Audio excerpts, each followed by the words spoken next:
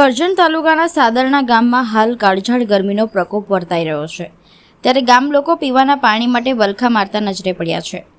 આધુનિક યુગમાં જ્યાં દરેક નાગરિકને પાયાની સુવિધાઓ મળવી અનિવાર્ય છે, ત્યાં સાદરણા ગામની આ સ્થિતિ ખરેખર ચિંતાજનક છે।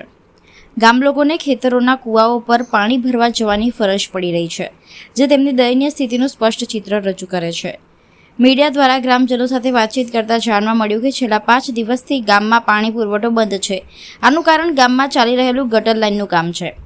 ગટરના ખાડા ખોદવામાં આવ્યા હોવાથી જો પાણી ચાલુ રાખવામાં આવે તો ખાડાઓમાં પાણી ભરાઈ જાય અને કામદારો કામ ન કરી શકે તેવું કારણ આપવામાં આવ્યું છે।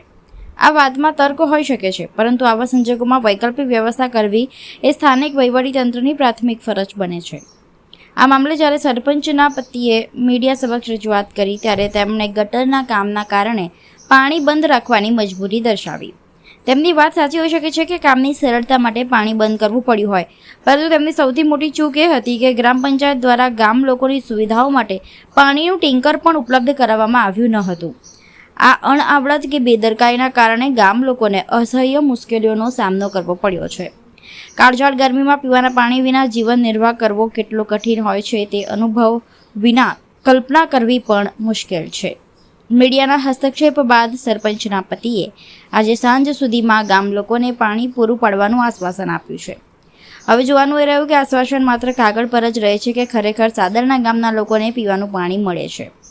આ ઘટના સ્થાનિક સ્વરાજ્યની સંસ્થાઓની જવાબદારી અને નાગરિકો પ્રત્યેની તેમની પ્રતિબદ્ધતા પર ગંભીર પ્રશ્નાર્થ ઊભો કરે છે। આશા રાખીએ કે સાદરણા ગામના લોકોને વહેલી તકે પાણીની સુવિધા પ્રાપ્ત થાય અને ભવિષ્યમાં આવી પરિસ્થિતિનું નિર્માણ ન થાય તે માટે યોગ્ય આયોજન કરવામાં આવે। આ પાણીની તકલીફ છે, પાણીની તકલીફ આજે પોતાળા થયા, પાણી નહીં આવતું।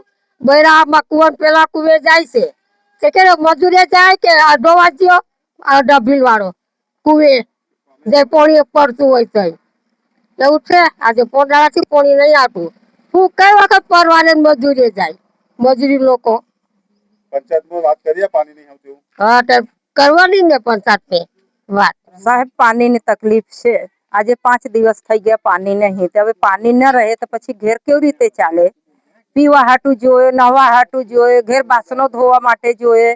પાણી વગર ચાલતું હોય? એક ટંકા ખાવાનું ના મળે તો ચાલે, પણ પાણી તો જોઈએ। કયા કારણોસર પાણી બંધ કરવા? પાણી એવું કહે છે કે ગટર લાઈન નાખવાનો છે, પણ ગટર લાઈન નાખવાનું છે તેને કામ તો ચાલુ કરવું પડે ને। પાણી કામ ન ચાલુ કરી તો ગટર લાઈન કઈસે થાય?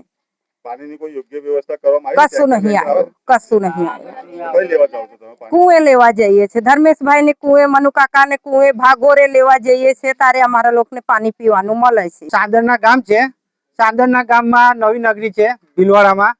ભીલવાડામાં 5 દિવસથી પાણી આવતું નથી। કોઈ પણ જાતનો બનાવ બને, કોઈ લાઈન તૂટેલી નથી, તે છતાં ભીલવાડામાં પાણી આવતું નથી। અને આ લોકો સવારના કામે જાય છે અને બપોરે આવીને લોકોના કુએ પાણી ભરવા જવું પડે। અહીંયા ગામથી 1 કિલોમીટર દૂર પાણી ભરવા જાય છે ડેગરા લઈ લઈને। કેટલા દિવસથી સમસ્યા છે? 5 દિવસથી પાણી નથી આવતું। કયા કારણોસર? કોઈ કારણ નથી, પાણીની લાઈન તૂટી જ નથી અહીંયા આગળ ગામમાં, તે છતાં પાણી બંધ કરી દીધું છે કે આ ગટર લાઈન કરવાની છે, તો આ લોકો પાણી જે વાપરે છે તે ગટર લાઈન જે જેસીબીથી ખોદ્યું છે એમાં પાણી ભરે છે, એના કારણે બંધ કરી દીધું છે। તો એમને પૂર્વ તૈયારી કરવી જોઈએ ને આજે પાણી બંધ કર્યું તો એમને ટેન્કર બી મૂકવું જોઈએ। આ લોકો ડેગરે કેટલા પાણી લાવશે ને? એમને ત્યાં થોડી ટાંકીઓ હોય છે। આ બાબતની મેં તલાટી બેનને વાત કરી તો કે આજે સાંજે પાણી છોડાય છે। 5 દિવસથી પાણી નથી આવતું। આજે આટલી 45 ડિગ્રી તાપમાનમાં આ મજૂરિયાત વર્ગ કઈ પાણી પીવા જાય?